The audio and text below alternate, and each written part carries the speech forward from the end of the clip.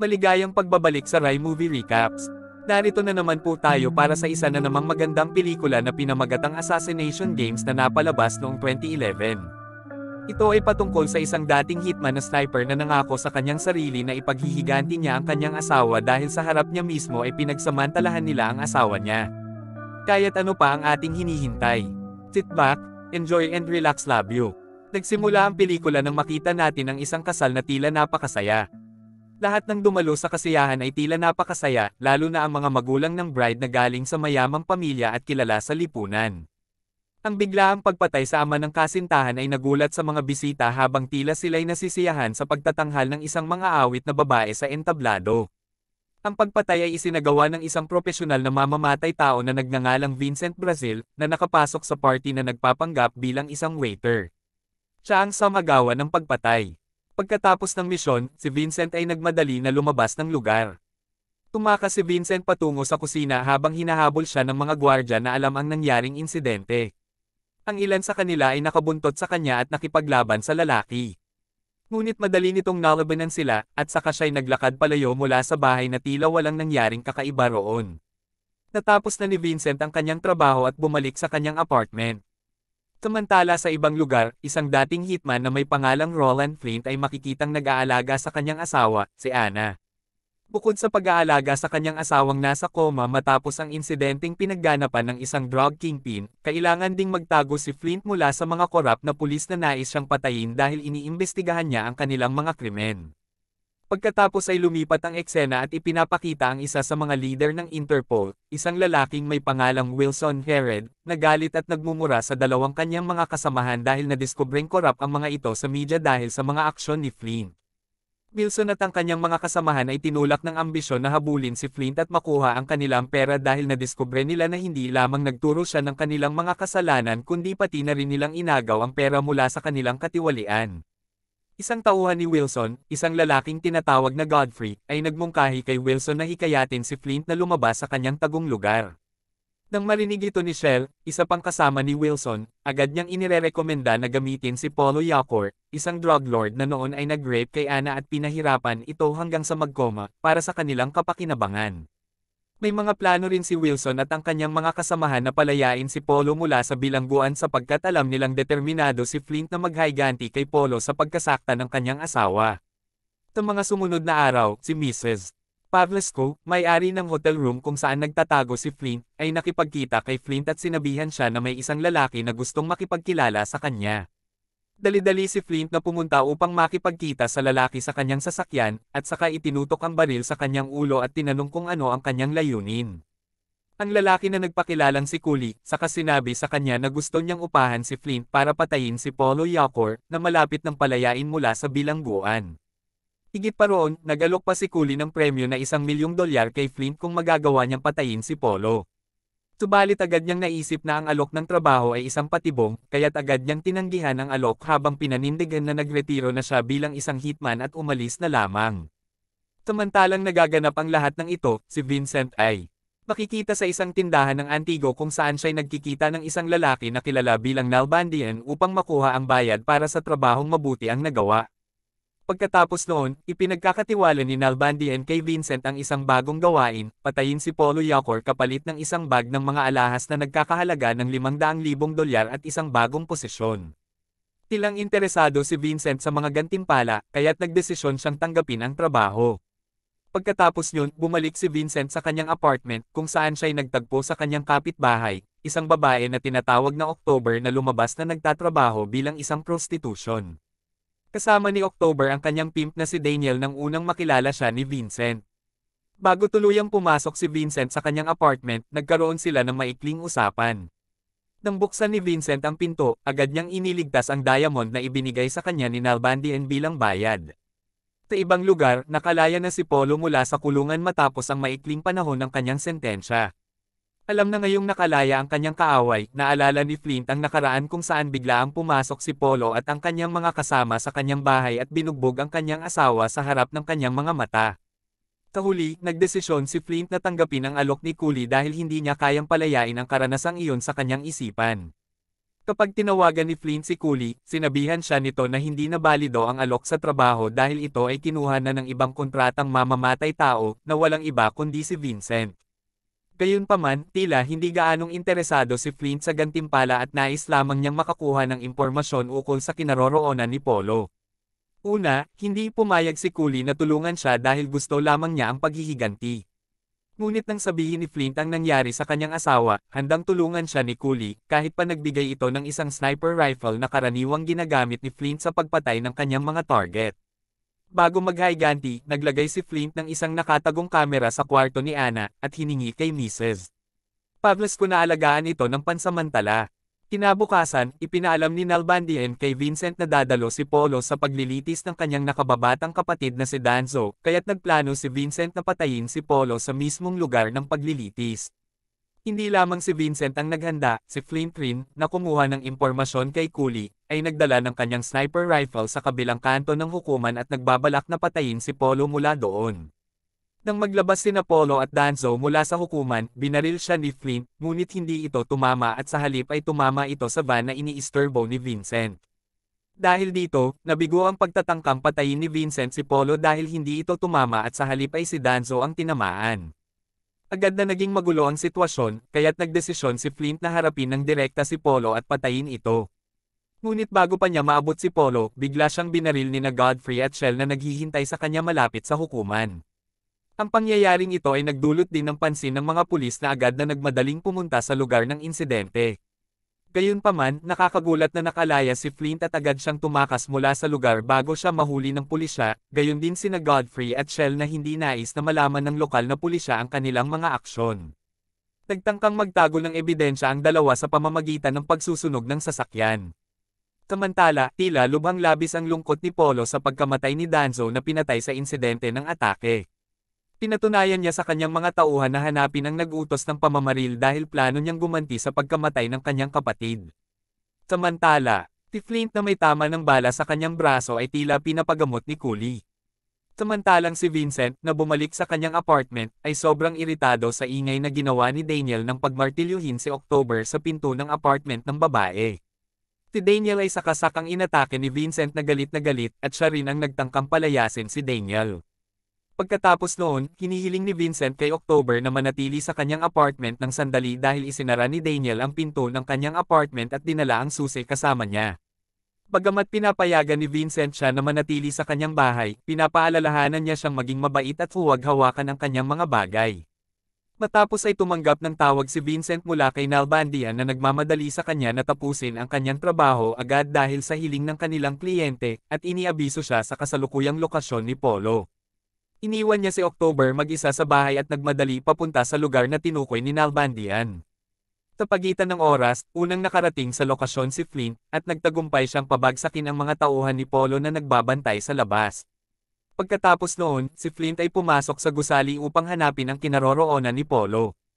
Ngunit sa halip, siya ay inatake ni Vincent na bagong dating doon. Nagsimula ang isang matinding laban sa pagitan ng dalawang propesyonal na mamamatay tao, hanggang sa tumigil ang duel matapos nilang itaas ang kanilang mga armas sa isa't isa. Narealize ni Flint na ang taong nasa harap niya ay isang propesyonal na mamamatay tao, katulad niya. Kaya't ipinagtanggol ni Flint na nais niyang patayin lamang si Polo Yokor at wala siyang inaasahan na kapalit. Sinabi niya kay Vincent ang mga aksyon ni Polo at ng kanyang grupo na nagdulot sa kanyang asawa na mapunta sa koma, kaya't plano niyang gumanti sa kanila.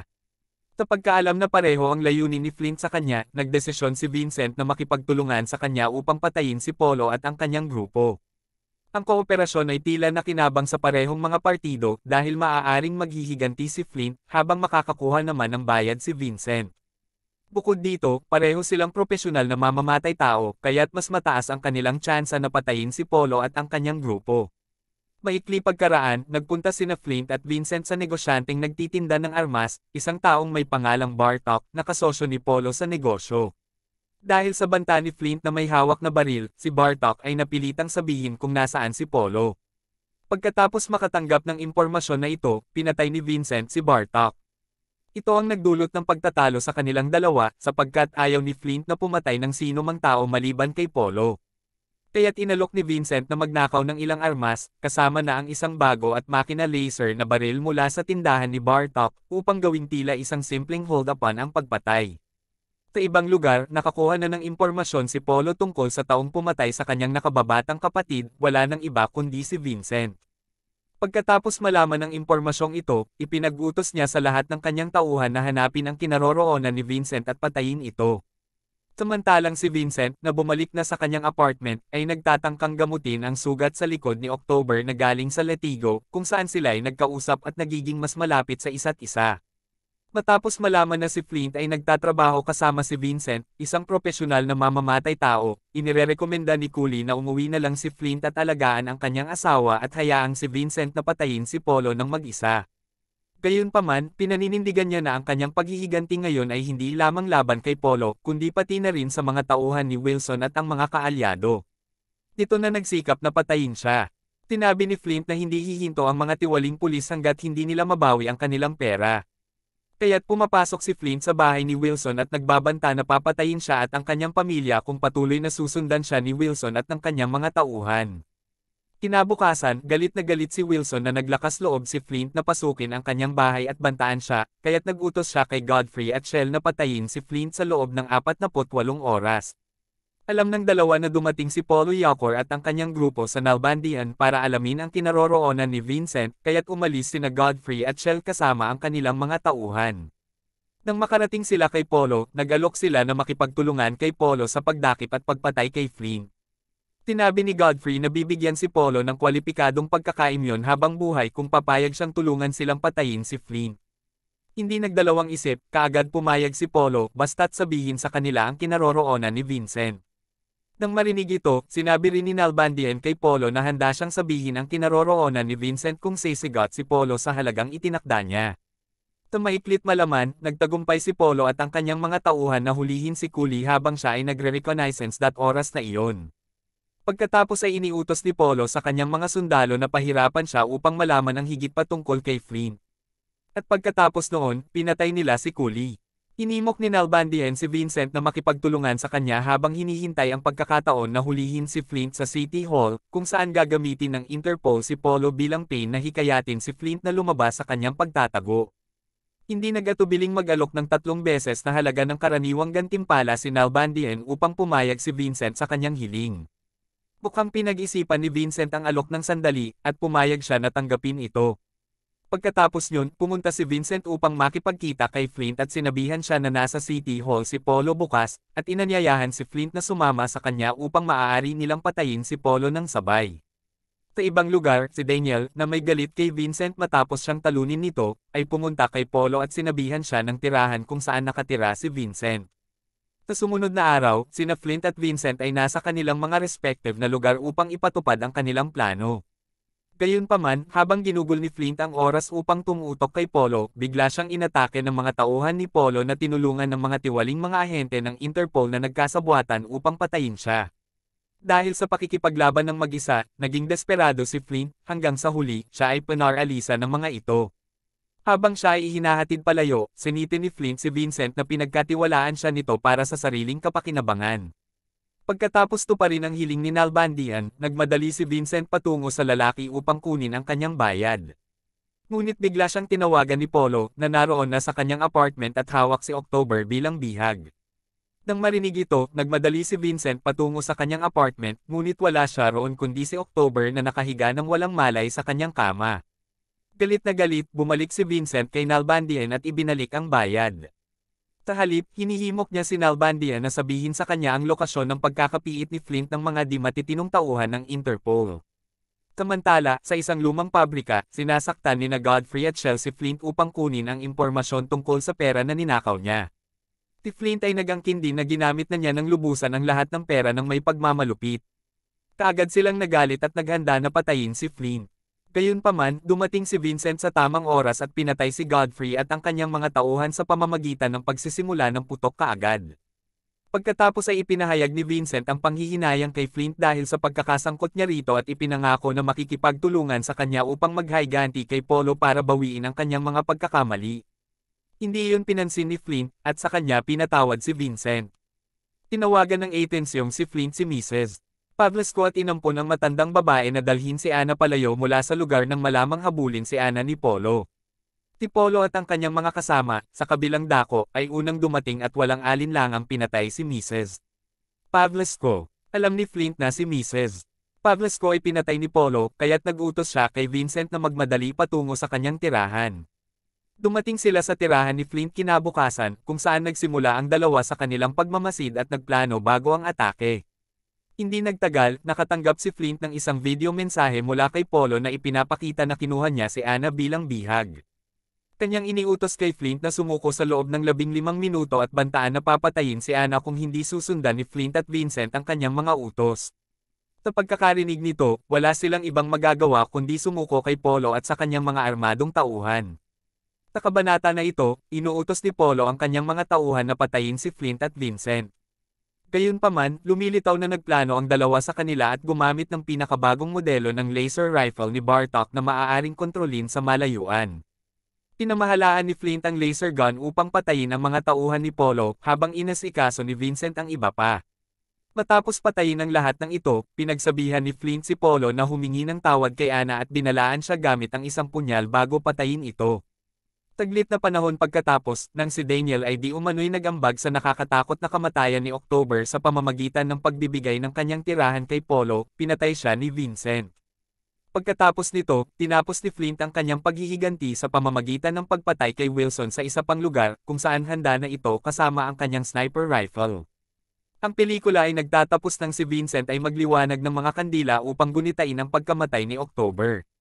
Kahit na maikli lamang ang panahon na magkasama sila, ramdam ni Vincent ang pagkawala nito at itinuturo sa kanyang sarili ang sisi sa pagkamatay ni October. At dito na nga nagtatapos ang pelikula natin para sa araw na ito. Maraming salamat sa panunood.